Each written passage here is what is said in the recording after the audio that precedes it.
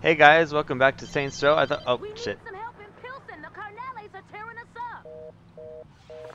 god damn it, just these pushbacks always happen at the worst times. Well, I did. All right, let's go take care of this. Fortunately, Pilsen's pretty close by. Yeah, we're right. Oh yeah, we're right there. But I don't really like on ramps or off ramps. Come on, there we go. And right yourself. Ah, excellent. All right, you can see the arrows on our screen. Pretty standard procedure by now. Fortunately, I had some homies. It's almost as if this happened on an earlier playthrough, and I was anticipating it. Oh well, probably not.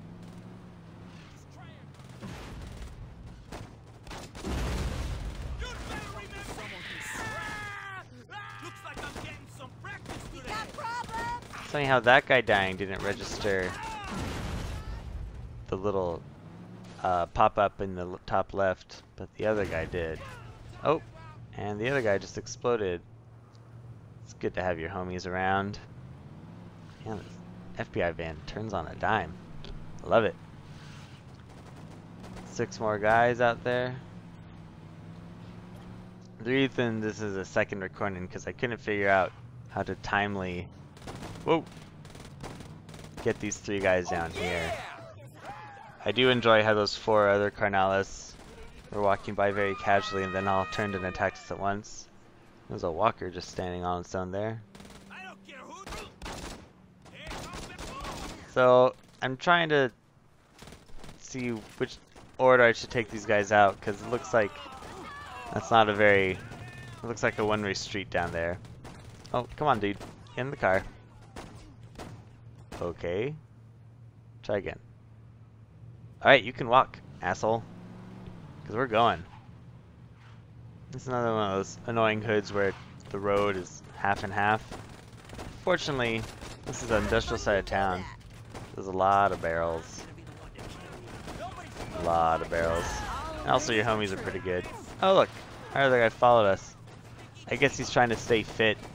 He is a little bit on the pudgier side. Alright, let's take out these 2 guys down here. It's kind of hard to find a good angle. You do take fall damage, so that's something you might want to avoid. Fortunately, if you find the right kind of hill, you can just kind of slide your way down. Like over here. Whoop. Perfect. Alright, too bad our homies aren't as agile. Just take these guys out. It's okay, I think we can get this last guy on our own. Oh, good. Same old, respect. Money. And there's also something over here that I've kind of been not really actively pursuing the whole game. These little floating CDs. And they're actually a collectible item. There's 60 of them in total. And for every 10, you unlock an original song for free for your playlist that you can make in your car. I don't really give a shit about the CDs. I mean, I really like exploring the city, but I don't like combing the city looking for collectibles. And I don't think it'd be very much fun to watch either. So if you're doing your own playthrough of this, there are plenty of game facts to look up that can help you. Alright, let's move on. Another way you can get respect that is not a marked activity is by robbing stores. You can see on the door there's the kick icon. At night all the stores close, and if you enter them you set off the alarm. And in most of the stores there are safes, and you crack the safe. It's important that you hold the stick while you go through the different rotations or else it fucks up, but you let go when you press the button. And there's some goods in the safe, and you head out to the pawn shop. One thing you notice that comes up on your GPS. One thing to notice is that your notoriety goes up as long as you're inside the store. So if you are quick with the safe, then you get a pretty low notoriety. If you fuck up on the safe a lot,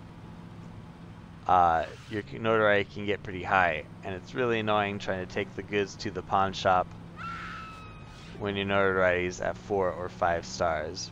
but I was pretty quick because the first one I've done in this playthrough. The safes do get harder the more you do it. Maybe they don't. I don't know. I just don't like doing those things anyways. And our drop-off spot's right up here. Easy as pie. So same thing, we get a little bit of cash, a little bit of respect. It's a nice, easy way to do things. So now our car's all fucked up. Oh well, moving on. So we're also going to do a different couple activities today that are a little different in format than the other ones we've done so far. And this first one that we're going to do is Chop Chop, which you will see how it works soon enough.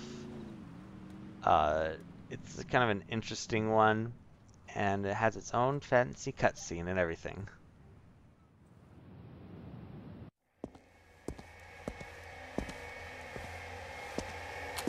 What, Holmes? Never seen a man in a wheelchair before? Don't mind him, he's just in a bad mood. Ain't that right, baby?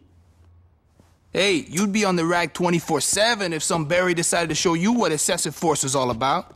It breaks down like this. My boosting days are over. The pigs make sure of that. But that don't mean I don't have an eye for what sells.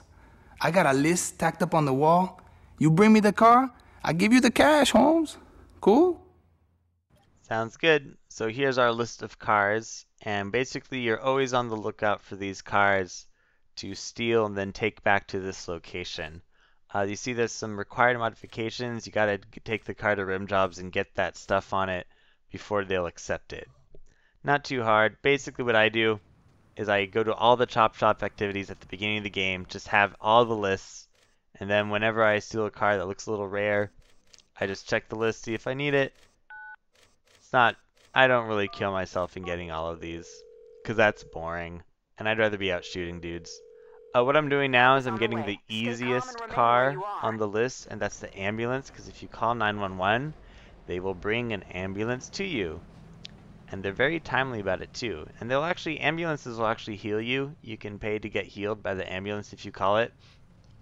But, you know, it's not a very efficient way to get healed, especially if you're in some trouble. Oh good, he survived. But it's a quick way to get an ambulance if you so need one, like we do now. So the car is vary in rarity and difficultness to find. But, you know, it's just a good thing. Just check your list every so often and see if you're driving the car that you need. Speaking of car modification, it's time to actually trick out a car at rim jobs. So the way the car modding works in this game is that you only have a few different options for all the different stuff you can get, which is too bad, but you can still get some pretty sweet looking rides. I think I might I've been spoiled by playing Saints Row 2 just because there are some vehicles you can't modify, like the FBI van has to stay black and ugly. Like the bulldozer, you can't paint purple or anything. But you can always add nitrous. What's nice about this game is you can put nitrous on just about everything you can modify, which is nice. I appreciate having nitrous on all of the vehicles I own. And they still have a nice selection of colors. I usually go for the gloss or the candy paint. I just like the shininess, and they have a good, you know, selection of colors. Although I always tend to paint everything purple or pretty princess pink as much as I can. So I guess the options are a little wasted on my sensibilities, but that's okay. It is still fun to drive around in your hot rodded cars and all that stuff, and you know, gotta get the metal trim, and I think we're good for that. So let's take her out for a spin. Set off the nitrous by pressing the right thumbstick. We gotta set our location though. The next activity we're doing.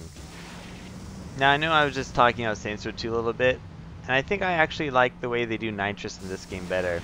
I like the little I feel like I get a better feeling of speed from nitrous in here, and I like the little air bubble that pops up as soon as you press it. So, good job, Saints Row. Not so great, Saints Row 2. Okay, let's go ahead and do this next activity. But before we do that, there's a jewelry store over here, But it's not locked up, even though it's pretty dark. I wonder... Yep. Alarm goes off.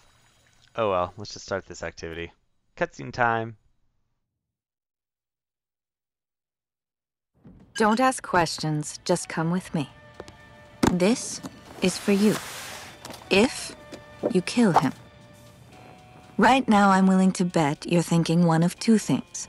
Either you're thinking, there's no way I can kill someone who's done nothing to me.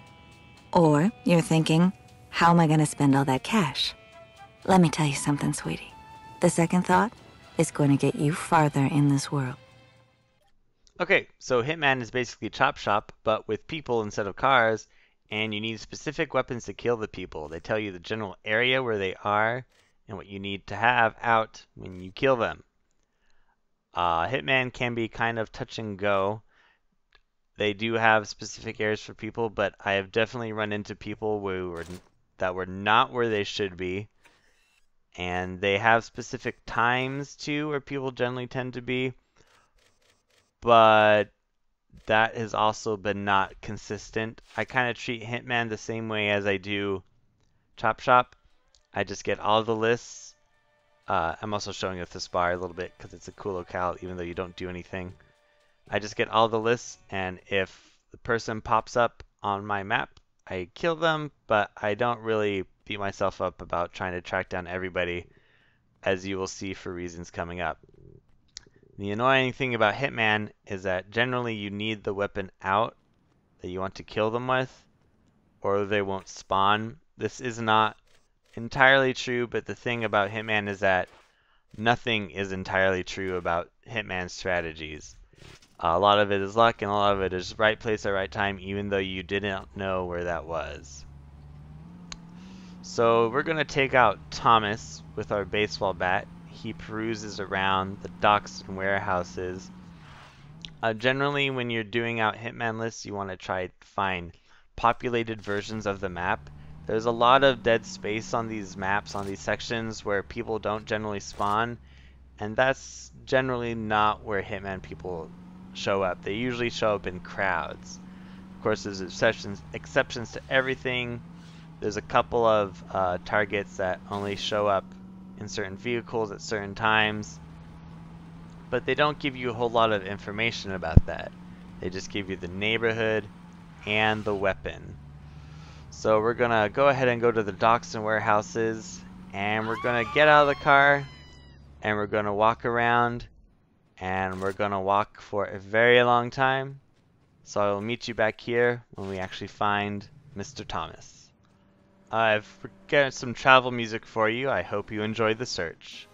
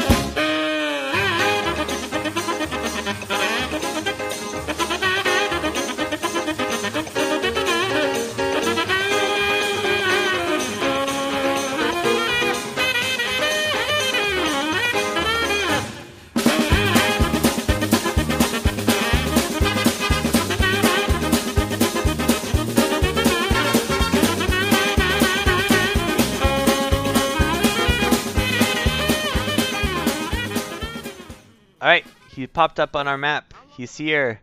I think he usually spawns during the daytime, but I'm not sure how you're supposed to know that. So let's take this fucker out. I've never wanted to hit someone with the bat so hard. Alright, he's dead. And that's Hitman. See you guys next time. Thanks for watching.